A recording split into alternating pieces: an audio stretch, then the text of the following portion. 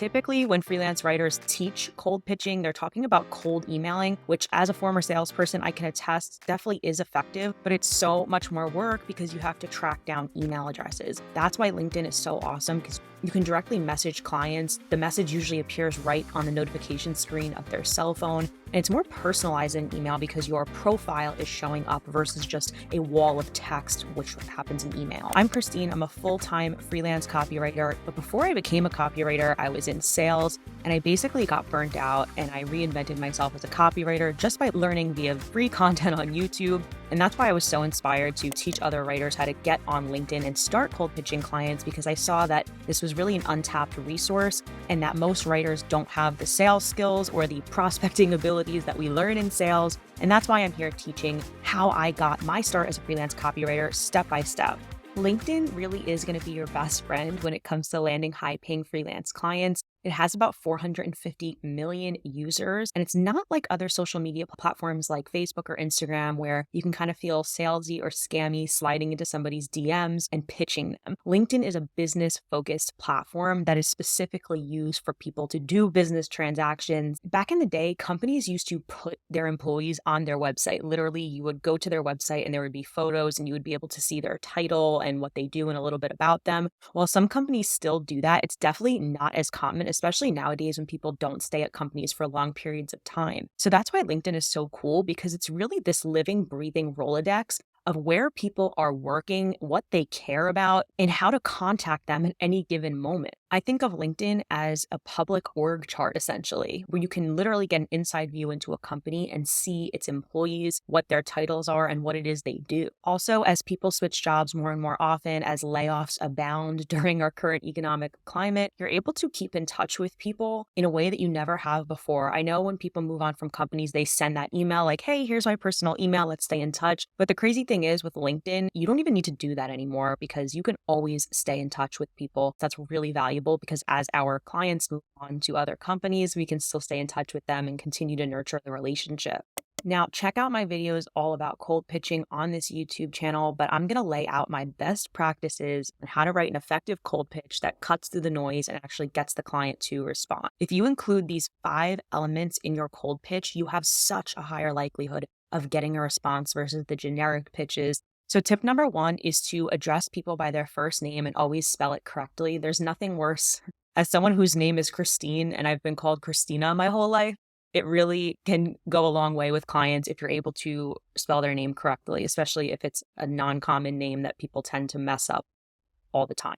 I definitely recommend you address them directly, not Miss So-and-so, not hello so-and-so, just their name with a comma, because psychologically it puts you on their level. It's how you would email a coworker or a friend, and it doesn't seem so spammy and telemarkety. Your first sentence should explain why you're reaching out. Again, skip the preambles, the openers, the fluff, and just say, I'm reaching out to you regarding writing opportunities. I believe it's best to always be very straight up about why you're reaching out to clients and not try to buffer it with a long opener or a compliment, because people are very short on time. They want to see, is this person reaching out to me regarding something that is actually legitimate and that I need at the moment? If you include something in the beginning that's not relevant, it just increases the likelihood that they're going to skip past your message and not read it, especially if it's too long. I also believe that if somebody is not interested in a writing opportunity, it's best for them to know that that's why you're reaching out, so they can ignore you or say not interested, and then you can move on and not waste your time with this client.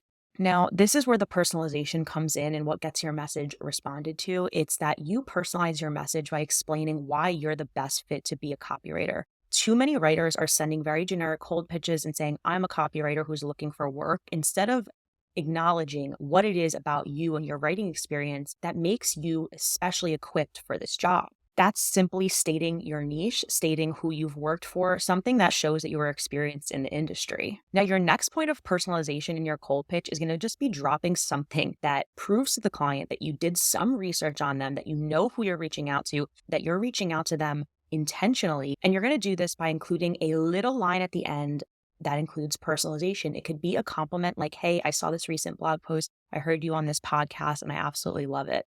By including that personalization or saying that you've been following them for a while, something that shows that you actually intentionally reached out to them, that will go a long way because there's so much automation in the cold outreach realm these days where clients are receiving very generic messages that pretend to be personalized, but they're not. So you want to do that one little line of personalization that shows that you actually meant to reach out to them and that you took some time to do your due diligence and personalize it in some way. If you take nothing else away from this video, it's that personalization will get your message noticed. Keep in mind that it's always better to write a concise, casual sounding message versus something long or overly formal.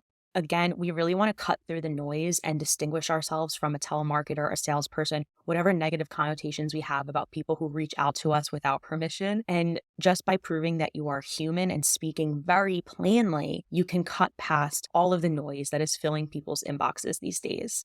Now, if you want to know the story about how I actually got on LinkedIn and built my freelance business step by step, you're going to want to download my LinkedIn guide below. I tell you a little bit about how I transitioned and replaced my 9-to-5 income with a freelance income. It's a free downloadable guide for you, and you can learn how to set yourself up on LinkedIn step by step. See ya.